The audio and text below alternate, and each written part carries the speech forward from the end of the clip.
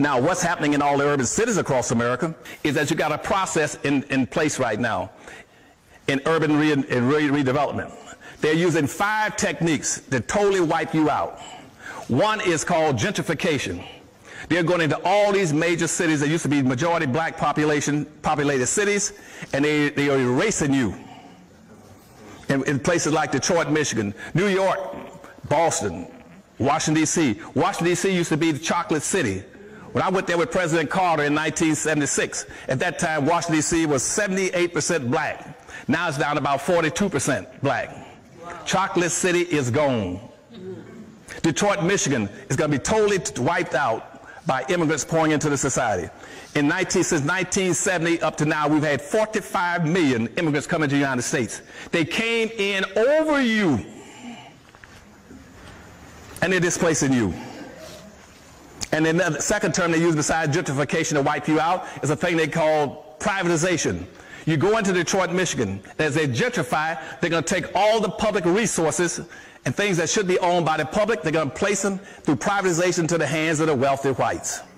Whites are going to buy your golf courses, your subway systems, your bridges, your tunnels.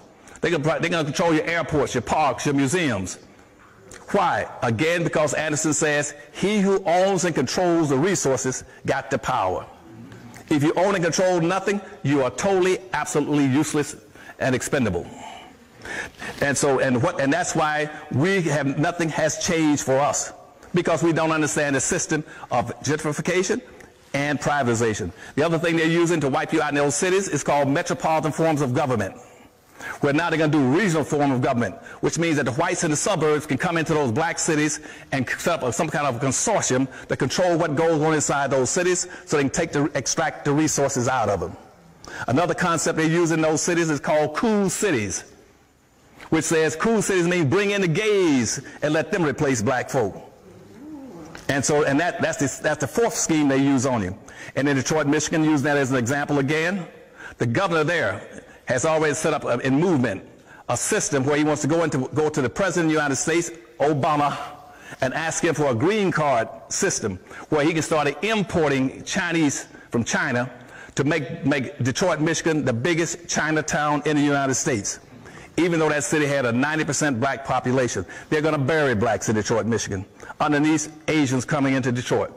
And already in Detroit, Michigan, in Dearborn, right on the outskirts of Detroit, Arabs own 90%. 90% of all the businesses in the city of Detroit are owned by Arabs. Arabs and 90% black population must go to the Arabs to get what they want in terms of food, medicine, clothing. Because they own out of the gas stations. You got 146 gas stations in Detroit, Michigan. Arabs now own 144 in a black city. Blacks own 2 gas stations out of 146. You own nothing. The rest, the hotels, are owned, and the 7-Elevens are owned by Indians. Asians are owning the laundries. The laundries, they're owning the hair and wig shops, the nail shops. Blacks own nothing in a 90% black city. And that's why now Detroit went into poverty. That's why it was declared bankrupt, because blacks had money. Blacks had about 11 or 12 billion a year annual disposable amount of money passing through their hands. They were going out to the suburbs, spending it in the suburbs, and spending it with the Arabs and the Asians, the Hispanics, and everybody else. And when I tried to put in a plan there for black folk, they said it was racist for me to try to help black folk.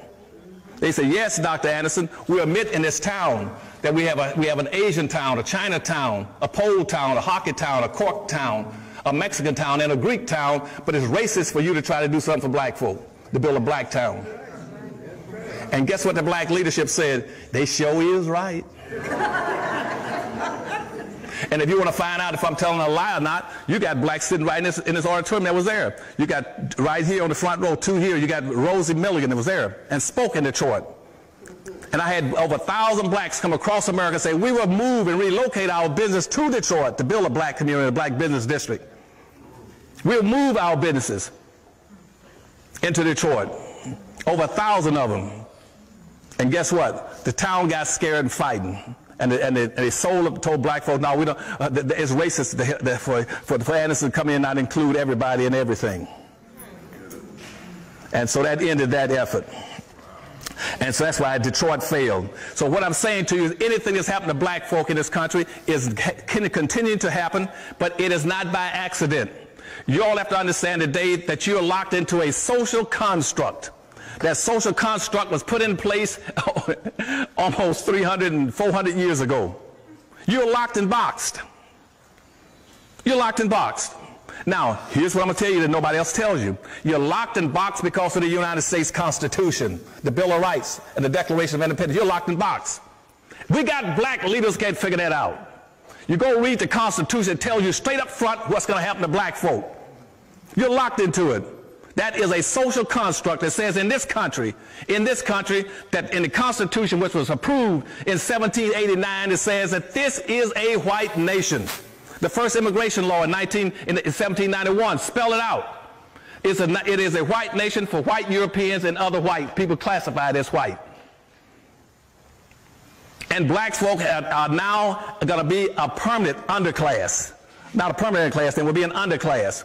You will be classified as 3/5 of a human being. You will be classified as property. You will be classified as property and 3/5 of a human being.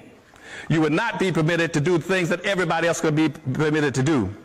And in the Constitution, it's spelled out, and black folk don't know this. The people in New York, in Philadelphia, met for a whole week. They closed all the windows and all